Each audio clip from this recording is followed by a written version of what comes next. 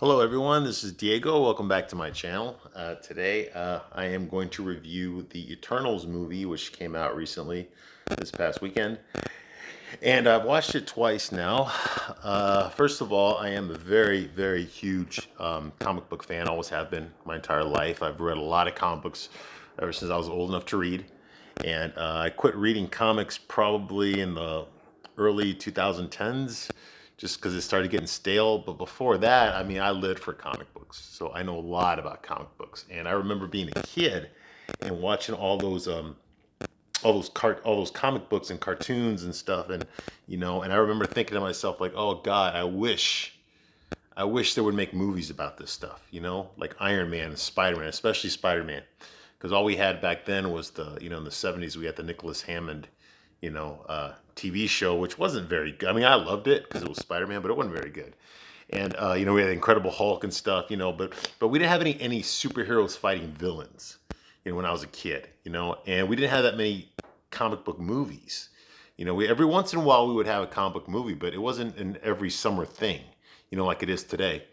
And but I'll be reading about Iron Man and the Avengers and Spider Man and the Hulk and Fantastic Four. And I'd be reading all these comic books, and I would fantasize in my head like, oh God, if this was a movie, like what would it look like? Who would be in it? Who would play who? And and I couldn't understand how they would do it because I mean the artwork was just so beautiful, and I'd never really seen movies that could match the artwork. You saw a little bit, but for the most part, no, you know.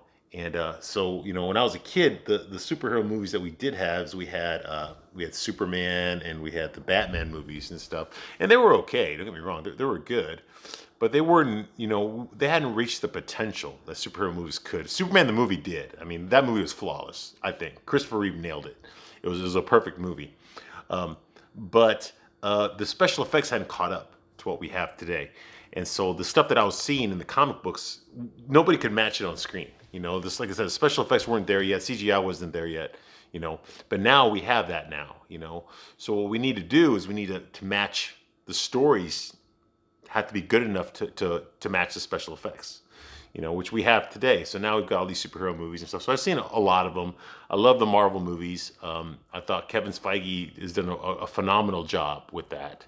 He's a comic book nerd. He knows his comic books. That's how he got hired.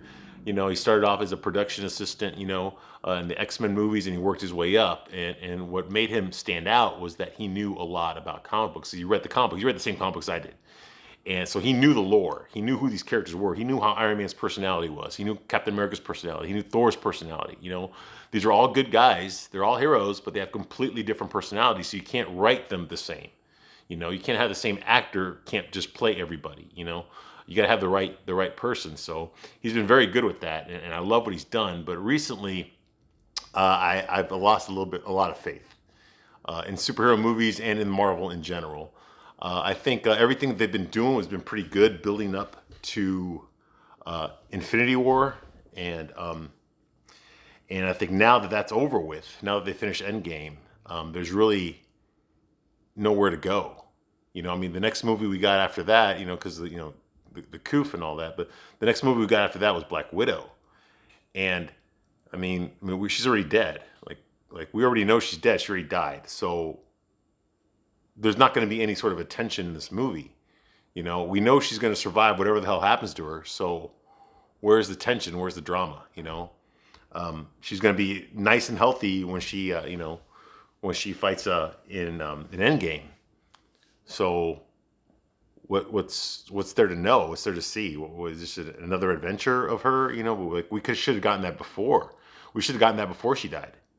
They could have set up Black Widow, her sister being the new Black Widow. They could have done all that and then made Endgame, or then made Infinity War, actually, because the events in the Black Widow movie take place before Infinity War. So they should have done that and then give us Infinity War, but they didn't do it. Instead, they gave us Captain Marvel, and I'm going to make a separate video on that. That's I don't want to get started on that one. But okay, so but anyway, so we're talking about the Eternals here. Okay, so once they finish the Infinity War saga, I mean that's it. I mean, where else are you gonna go? What do you got left? Iron Man's dead. Captain America's retired. So what do you got left? I mean, nothing really is gonna pull you in. Except for Spider-Man, but that's owned by Sony. So you bring in Spider-Man now. and they're doing stuff with him, and Spider-Man is my favorite character. I love Spider-Man, but this Tom Holland Spider-Man, that's not my Spider-Man. That's not the Spider-Man I grew up with. He doesn't act like Spider-Man. Gosh, Mr. Stark. I mean, that's not Spider-Man. Okay, that's Spider-Boy. Okay, or Iron Boy. Okay, that's not Spider-Man. All right, he's not some kid. Oh gosh, Mr. Stark. Whatever you say, Mr. Stark. Mr. Stark. Oh, that's not Peter Parker. Never has been Peter Parker. Okay, that's just something they invented for these movies. Okay, that's not the character Spider-Man. Tobey Maguire. That is Peter Parker. Okay, that's the Peter Parker I grew up reading. Okay, was that guy. All right. So anyway, get back to the Eternals here is, so they give us the Eternals, which is the first really big budget movie. I mean, we got Shang-Chi, which was okay. It was okay. It was okay. It wasn't great. But the Eternals, for me, the Eternals is Marvel's first flop.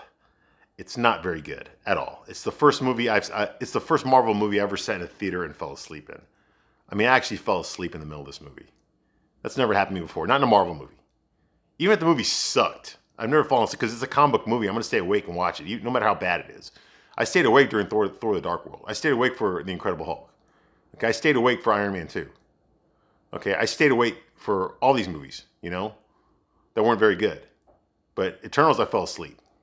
I fell asleep in the middle of it for like a good 5 minutes during an action scene, no less.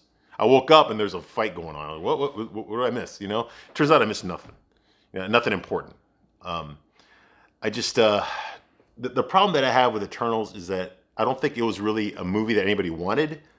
I mean, like I said, I've been reading comic books my whole life. Okay, and the Eternals, that's a comic book that nobody read. Okay, nobody read that comic book. Okay, I knew who they were just because I knew comic books. I had the official handbook of the Marvel Universe when I was a kid. I read that thing front to back, so I learned everything about the Marvel Universe back then because they published an encyclopedia on it. I read the encyclopedia. I didn't read the comic books necessarily, but I read the encyclopedia. So I knew who these characters were. So I knew who the Eternals were. Okay, I've seen the artwork. I know who these characters are. They're basically Jack Kirby, who created the Marvel Universe with Stan Lee. He did, for some reason, he decided he wanted to make superheroes based on Greek gods, but without using the actual Greek gods. So instead of Zeus, you've got Zuros. So instead of Hephaestus, you've got Fastos. Instead of Mercury, you've got Makari. Instead of Athena, you've got Thena. Okay, but I mean, basically, it's the Greek gods, and they're from the planet Olympia instead of Mount Olympus. So that's what he did. I don't know why he did that, because the Marvel Universe already had gods. You already had like the Norse gods. You already had Hercules, the actual Hercules. You already had Zeus, the actual Zeus. You already had the Greek gods in the Marvel Universe.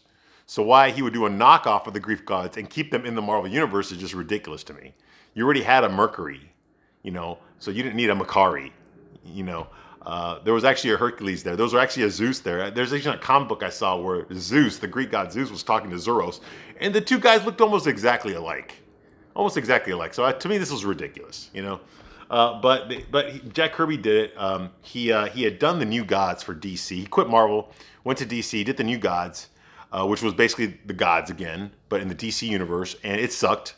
I'm sorry, but it sucked. Nobody liked it. They had to cancel it. The only thing that came out of it that anybody remembers is Darkseid, who's like the big cosmic villain now in the DCU. That was part of the New Gods, and Jack Kirby created that, But then it didn't sell, so he basically got fired. So he went back to Marvel, and he created the Eternals, which is basically a knockoff of the New Gods, which is a knockoff of the Olympian gods. Okay, so it's a knockoff 3 times, and nobody bought it. It wasn't very good.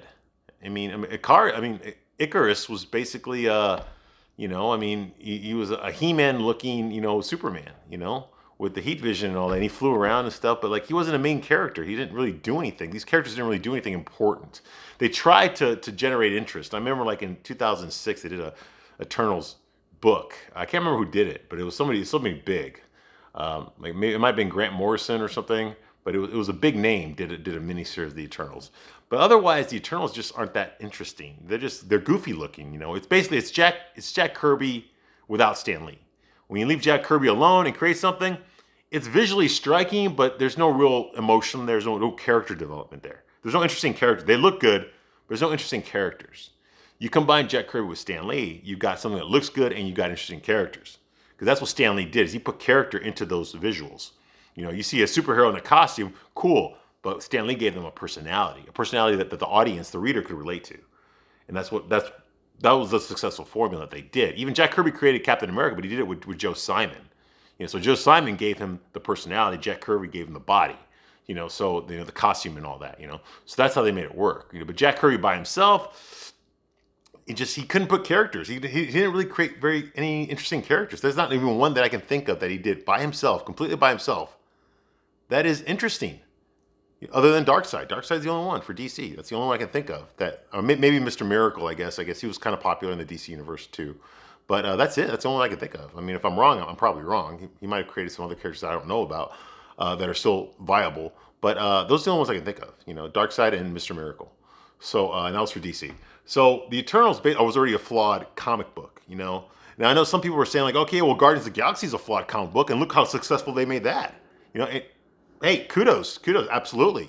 Iron Man was not a popular comic book, okay? Not super popular comic book, and look what they did with that. I mean, you put Robert Downey Jr. in there, and a good story and good special, it was great, incredible. He's the Marvel Universe favorite character, And same thing with Guardians of the Galaxy. I mean, that was a comic book I never read. I saw it there, but I thought it was creative. I mean, you got a raccoon in space with a laser gun? Come on, I'm not gonna read that shit. And then I saw the movie and I was like, oh my God, you won me over. Like, I did not see that coming. I did not see how exciting these characters could be. I mean, Drax the Destroyer? I mean, to me, that was stupid. But, I see it now and I was like, oh my God, this is hilarious. This is good. This is really good. Star-Lord is a funny character. Like, I care about him. I care about all of them, They make me laugh. Like, they work so well together. Like, I didn't expect that from a comic book that I never read. I never read it because it wasn't interesting, The movies made it interesting. So I understand the argument. Okay, well, the movies are going to make the Eternals interesting. The movies are going to make you want to see it. The movies are going to be better than the comic book. You're going to become an Eternals fan after you see it. You're going to buy the Eternal comic books after you see this movie. So that's what I'm thinking, And I went in there and it was boring. I mean, these characters weren't very fleshed out. There was way too many characters. The story made no sense. So many contradictions. I mean, I know this woman, that directed it, Chloe Zhao. I know she won an Academy Award, but she's only directed 3 movies. And let's face it, the Academy Awards today are not what they used to be, okay? They give you an Academy Award just because you're the right sexuality, the right color, the right race, the right, politics, and you'll get an Academy Award, okay? It's not about your talent, how good the movies are. It's all about, are you in the club, Are you woke, That's all the Academy Awards. So Academy Awards are meaningless now. You win an Academy Award, it doesn't mean shit anymore. It used to mean something. It doesn't mean shit anymore. And she got an Academy Award, so I think Kevin Feige's like, oh yeah, she got an Academy Award. We need to scrape her up right now and give her a movie right now. Because she won an Academy Award. Boom, she's hot. She's hot shit right now. Let's give her a comic book that nobody fucking read. And they did. And it wasn't any good. I'm sorry, it wasn't any good. And it doesn't matter if there's gay characters. I don't give a shit. It doesn't matter. It doesn't matter. I mean, it's diversity of the movie. It's all it was. When you see the promos, the marketing that they did on this thing, you see these characters, you get all these characters standing around, and they're all standing exactly 3 feet away from each other, like in a diagonal, like in a perfect formation. Like when you're in parade formation, and they're staring off into space, into nothing. They're just staring out there. I was like, who the fuck stands like that? Nobody. Unless you're posing for a picture, nobody stands like that naturally, and they're acting like it's natural. They're just standing perfectly posed, exactly 3 feet away from each other, each character. Like they're all standing on a mark. It looks fake. It looks pretentious. It doesn't look like that means anything. So I see all that, and they're out there just gazing off into the sunset or whatever the hell. The whole movie takes place on a fucking desert. There's a coastline there, but it's a desert. There's no people around. So there's no stakes. There's no the city's in trouble. No, there's no city. It's just a fucking desert. That's where the fight takes place. It's a fucking desert. And you look at all these characters here. Okay, you've got the gay guy, you got the black guy, you got the handicapped guy, you got the the Mexican guy, you got a girl, you got the everything. You got one straight white guy. One straight white guy, and guess what? He ends up being the bad guy. Did not see that coming at all. And not only that, he's a fucking evil Superman. Evil Superman. Okay? How original is that? Okay, this is 2021. We've already got Invincible, that cartoon on Prime, which is great. We've already got Brightburn, that movie that came out like 2 years ago. That's evil Superman. We've already got The Boys, that miniseries on Prime. That's evil Superman. You've got an actual evil Superman. They just came out with the animated movie Injustice. The Justice League. It was based on the video game. I'm gonna make a video about that one. But I mean, the point is Superman turns evil in that and starts killing all these people, and Batman has to take him down with his side of the Justice League. So it's like, okay, we've already got an evil Superman, like to death. It's like, okay, how many different ways are you gonna give us evil Superman? I mean, it's been done. You know what hasn't been done? Good Superman. That's what hasn't been done. I have not seen good Superman in a long, long time. And I'm not talking about Henry Cavill. Okay, Henry Cavill is depressed Superman. He's boring. He's all looking down, sighing. I don't know what to do with my life. What's my purpose? That's not fucking Superman. He's not fucking depressed all the time. Okay? Superman is optimistic. Christopher Reeve is Superman. Superman is optimistic. The guy they got playing Superman right now, Tyler Hoechlin, when he appeared on Supergirl, that show's bullshit. Okay, and I'll make a video about that some other time. But the Superman that he plays on his own show, which is called Lois and Superman, that show's incredible. Oh my God, they got Superman right. It's like a breath of fresh air. Oh my God, Superman. This is the Superman that I have not seen in a long, long time. This is the guy that I want. This is the guy I want to be my hero. This is the guy that makes me want to be a better person. When I see Superman being Superman, not an evil Superman, not a depressed and boring Superman, but that's what I want, and what they did here in Eternals is they got Icarus, who's a good guy in the comic books. In fact, in the comic books, he never went evil, ever. He's the main character in the Eternals comic book, he's like the Superman ripoff, but he's a good guy. He's the hero. When you think of Eternals, if you're a comic book nerd like I am, and you think of Eternals, he's gonna be the first character you think about, is Icarus, and he turns evil, and then at the end he decides, what? I feel bad about killing my friends, and I feel bad about fighting my friends, so I'm just gonna go. I'm just gonna fly the sun and kill myself. Like, really, I mean, these characters, these Eternals are supposed to be like 7,000 years old. Okay, you would think that after 7,000 years they would have mastered their own emotions by now. Like, they would know how to handle depression and grief and anger. They should be at some zen. They should be in some form of consciousness that no human being has ever achieved, because no human being has ever lived that long. When I think of immortals, I think of like Highlander. Highlander. Connor McLeod he didn't live 7,000 years. He lived like 500 years. But God damn it, he wanted to die at the end. When Connor McLeod finally died at 500 years, he was looking forward to it. He had seen so many people he cared about die. From kids that he adopted, from lovers that he had, from friends that he made. He kept seeing the world die. The things that he loved no longer mattered and got replaced with something else. And how many times can you live your life watching people that you love get old and die? Watching things that you love to do disappear and get replaced with something else. Not necessarily people, but just jobs and technology and all these things, people used to go hunting, Connor was around when you had to go hunt for your food. Now he can just go to the supermarket and get food. Like, it's a different world now, and he could never let go of when he was alive. He could never let go of like the wife that he had before he knew he was immortal. He could never let go of that stuff, and you can only take it for so long before you're finally like, you know what, I'm done. I want to go see my wife. I've been here too long. I love these people, but you guys are going to die, and I just can't take it anymore. I reached my limit. I can't take losing people over and over again, because I want to make attachments to people, but yet I don't want to feel the pain when they go. So it's like, I don't want to be stuck in this paradox anymore. That's how somebody who has not, that's how an immortal would act, I think. Even like when I read the Vampire Chronicles, those vampires, most of them, they weren't Lestat. Most of them ended up killing themselves. They would just throw themselves in the fire because they've been around too long. They're just like, I don't want to live anymore. This is like, I've lived enough. I've lived 20 lifetimes. I don't want, 200 lifetimes. I'm done. I want peace. I want to rest now, And these guys are just, they're acting like, they're 7,000 years old. Think about that. They're 7,000 years old. And they're acting like they haven't adjusted to anything. They're acting like they're in their 30s, which they are in real life, but it's like you should have like your maturity should be way beyond anything that human beings understand. But they're not there. They're just cracking jokes and they're just like, oh, yeah.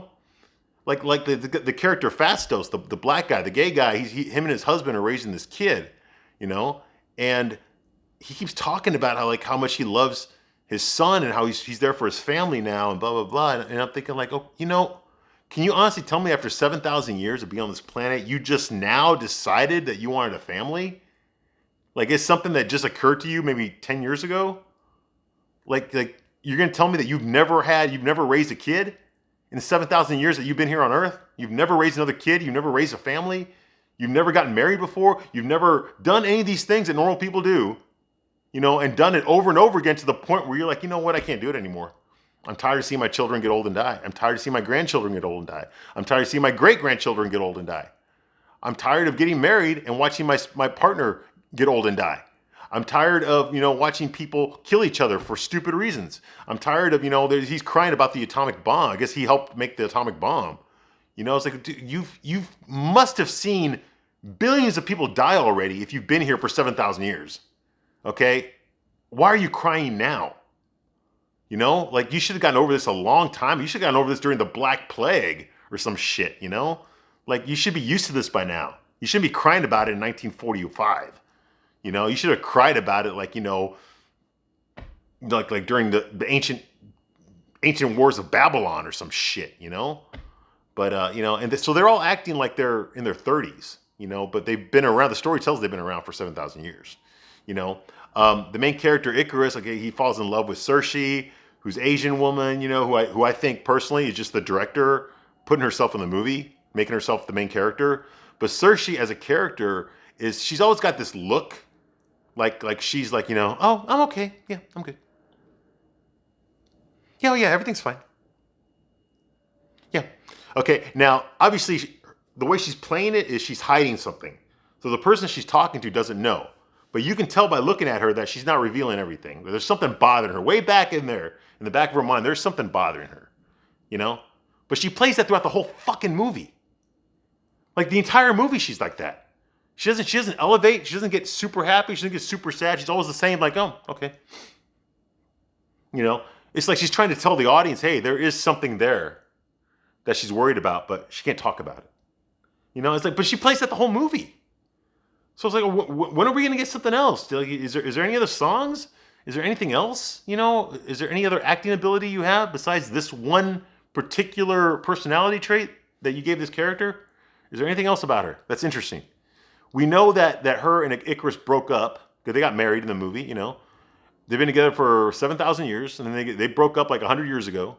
But we don't know why they broke up. We don't know how. We never saw them break up. We were told that they broke up. And Icarus later says, "I'm sorry I hurt you," but we don't know how he hurt her. He says that, oh, well, he found out the truth and he couldn't tell her, so he broke up. Okay, well, we didn't see that breakup. So we didn't see how it felt. We have to imagine what the breakup must have looked like. And then she's got this guy, the guy Jon Snow, Kit Harington from Game of Thrones, one who plays Jon Snow. I mean, he plays Dane Whitman, the Black Knight in the comic books, who doesn't Black Knight in this movie. But he's there and he's in love with her, and like he's only in the movie for maybe 34 minutes. In the very beginning, at the very end, that's it. And it's so obvious. All he's there to do is to tell her that he loves her. And I noticed something about the movies. Everybody does that. All these Eternals keep constantly telling each other how much they love each other. Oh, but she loves you. Oh, but I love you. Listen to me. I love you. Hey, he loves you. Yeah, she loves him. You didn't pick up on that? But I love you. I've always loved you. You don't understand. I love you. Oh, but you love me? Yes, we love you. We have always loved you. We hear that over and over again by these characters. They keep talking about how much they love each other, but we don't see it. We keep being told that they love each other, but we don't actually see them loving each other. And I don't mean about sex. I mean, there's a sex scene there, but it's very tame. But what I mean is that we don't see. I mean, I know how I am with my family. I've seen other families interact. You can tell they love each other without having to go out of their way. These people all look like coworkers. They all act like they're coworkers. Even the ones that live together. Like Saoirse and Sprite live together, and they act like they're buddies. They don't act like they're sisters. You see what I mean?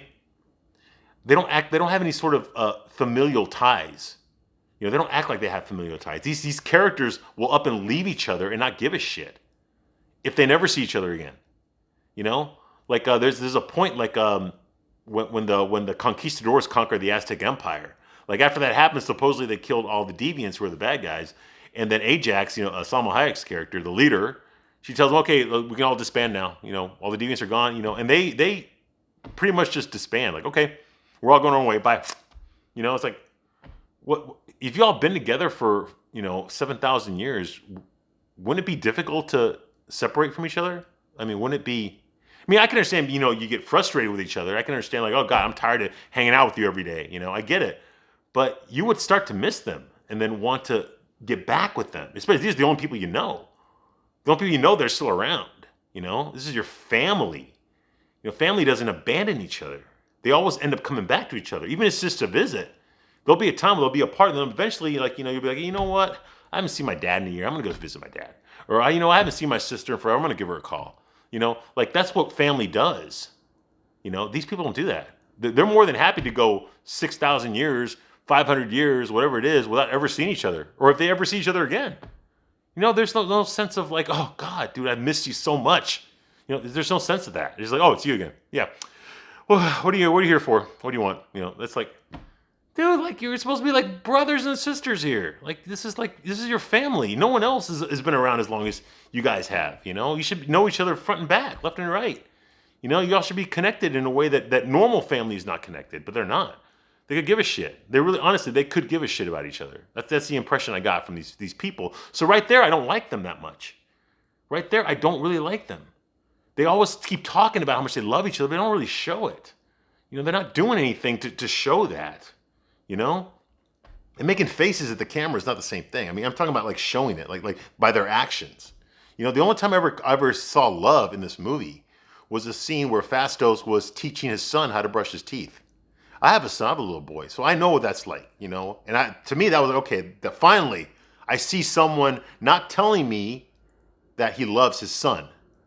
Because he does that too. He's showing me.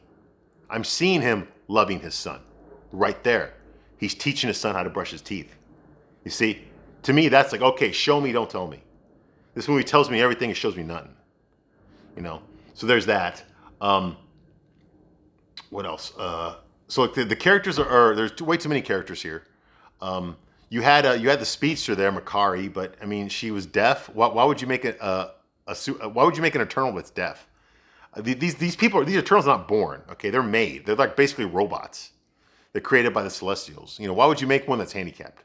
Why would you make one that's stuck being in the physical form of a 14-year-old, which they do? You know, why would you do that? Like, it makes no sense. You know, the whole purpose of the Eternals is that the Celestials created these creatures called deviants, which are meant to come to the planet and kill all the apex predators away. But they lost control of them. And they started killing everything, which is not what they wanted. The Celestials wanted, so they created the Eternals to go out there and get rid of all the deviants. To me, I'm like, why don't you just get rid of the deviants yourself? Why don't you just like not create the deviants to begin with and just create Eternals? Because Eternals have, supposedly they can think, they have consciences, they're not beasts, they're like people, and they would get rid of the apex predators and be smart about it, you know? So that makes no sense. They talk about Thanos in Infinity War. You know, when Thanos wiped out half of the population of the universe, the known universe, nobody in the Eternals stood up to help, to stop that. No, well, we got orders not to. Orders not to? Like, if the Celestials are going to die, they're going to tell you, hey, don't let Thanos kill us. You need to join that team and help stop this guy. It makes no sense that they would let that happen. You know? So, like, right there, it's just, you know, and the fact that Thanos is an Eternal. He's an Eternal from Titan, from the moon of Saturn, but he's an Eternal. You know, he's related to them in some way, you know? Hell, his brother, Thanos' brother shows up in the end credits, Star Fox, played by Harry Wears a Dress Styles, you know? And like Thanos is one of them. How come nobody brings that up? You know? You know, just, and that's just my comic book nerdness coming out, you know? I know that stuff.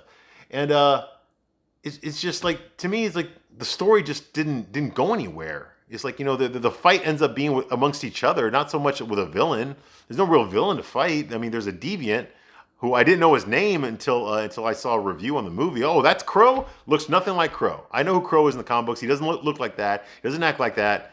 You know. In fact, Crow actually has a relationship with Angelina Jolie's character in the comic books, Athena. They actually have a kid together. Yeah, I know. None of that was mentioned. None of that was even in there. In fact, Athena is the one that actually kills Crow in the movie. And I'm like, whoa! In the comic books, y'all are lovers. Y'all have a kid together. Y'all like have a forbidden romance going on here. You know, like Deviants and Eternals aren't supposed to fall in love with each other, much less have kids, and they do. And they kind of keep it a secret on the down low. You know, none of that. That would have been a pretty good story, but you know, the Deviants, you don't give a shit about. Only one of them talks. You don't really give a shit about them. And the Eternals are just like there. They don't really matter. They're just there. You know, and their powers are stupid. Like they're not nearly as powerful as they should be, especially if they've been around for 7,000 years. If their power levels are not that great, like they should have been killed already. Like something should have killed them already. They should have been caught in a bomb blast or something, or a volcano, or an earthquake, or a tornado, or or a building fell on them. Like in 7,000 years, some of that should have happened by now, and that stuff would have killed them because they're not that powerful. The only one who's that powerful is Icarus. He's basically the Superman one, but the rest of them would have died.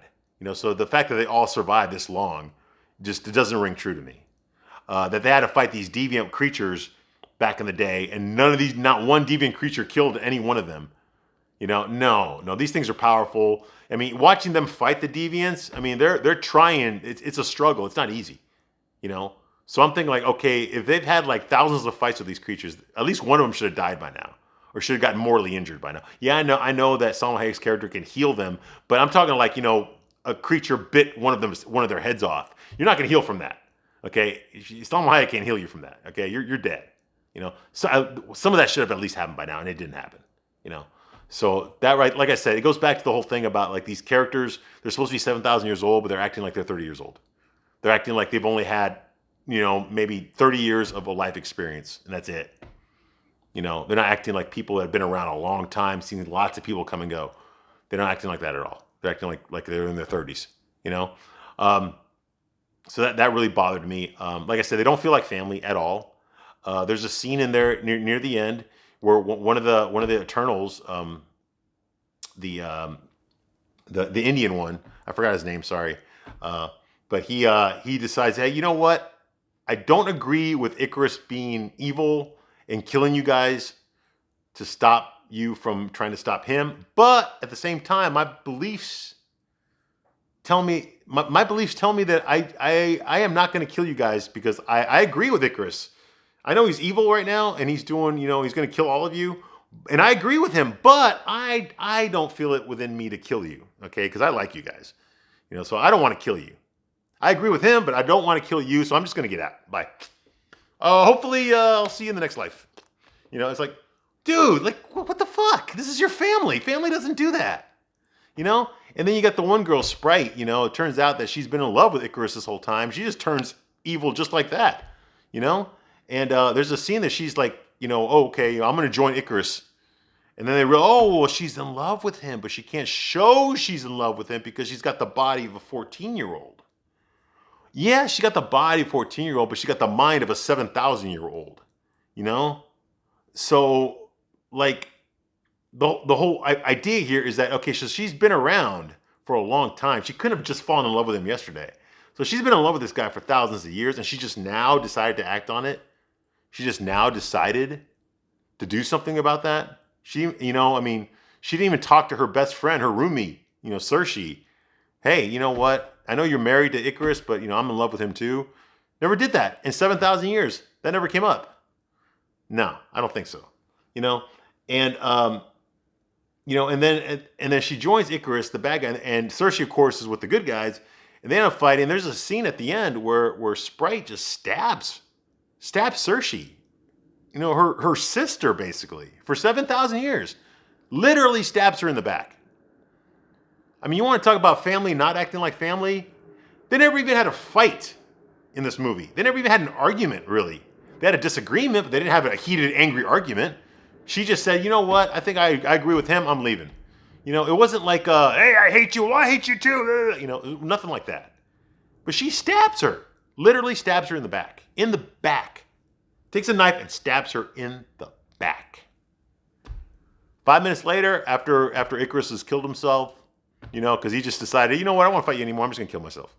Really, after 7,000 years of being on this planet with these people, you just now realize that fighting them is bad and that you can't handle it, and that rather than work things out with them, because you've been around for 7,000 years, you probably had more than one fight. You decide, I'm just going to go kill myself. And he flies into the sun. Yeah, that doesn't ring true to me. That doesn't ring realistic to me. But like I said, after he does that, Sprite, who just basically stabbed her sister in the back, her Cersei says, hey, you know what? I still got some power left over. If you want, I can make you human so that you can grow old. I mean, you'll lose your powers. You'll get old and eventually you'll die like everyone else. But you won't be stuck in the body of a 14-year-old anymore. What do you say? She's like, yes, absolutely. He's like, okay, no problem. Now, this is coming from the woman who just got stabbed in the back by this person. I'm sorry, but if my sister, my brother stabbed me in the back, I don't think I'm going to get over it that easily. I don't think I'm just going to be that forgiving 5 minutes later. I might forgive later on if I don't die. But, there's going to be a conversation about this. Okay? And that didn't happen here. So anyway, all right. So basically, I think I'm going to wrap up this video now. I'm going to a big, long rant, and I don't want to get into tangents. But the bottom line is the movie was not very good. It's the first Marvel movie I've seen that wasn't very good at all. And, I think I'm not looking hopeful for the future Marvel movies. I know the next one's going to be Spider-Man. That looks good just because I know they're bringing back Tobey Maguire and Andrew Garfield and stuff, and William Dafoe and Alfred Molina. They're all coming back to reprise their characters that died in the other movies. But I think there's a possibility that they're probably just going to pull a bait and switch. Like, okay, like they're going to put those in the commercials to get you to see the movie. And once you get there, you realize that those characters are irrelevant and they don't matter at all. So that could happen. I'm pretty sure it is going to happen. But I'm still going to see the movie anyway because Spider-Man's my favorite character. And if the movie sucks, I still got to go see it. Just like Eternals. I had a good idea this movie was going to suck before I went to go see it. But it's a Marvel movie. I'm going to go see it. And I did, and it sucks. It sucks. Very disappointed. If you have not seen the movie, then you're probably not interested in the movie, so you're probably not watching this video. But if you're considering seeing the movie, don't. Wait till it comes on Disney Plus. See it then. Otherwise, the movie sucked, and I'm glad it's over, and I'm not going to watch it again. Angelina Jolie was good in the movie. She looked really good. I liked her character. Her character was basically a Wonder Woman knockoff. She did everything that Wonder Woman did, and she looked good doing it. Don't get me wrong, she looked real good doing it. But there's untapped potential. There's so many characters, not enough time spent with them to really know who they are, what makes them tick. And like I said, these people, these Eternals do not act like family. They don't treat each other like family. They don't act like they're 7,000 years old. They act like they're 30 years old. And that to me threw me out of the movie. Anyway, I'm Rod, Diego, and that's been my review. And we'll talk to you later. Bye.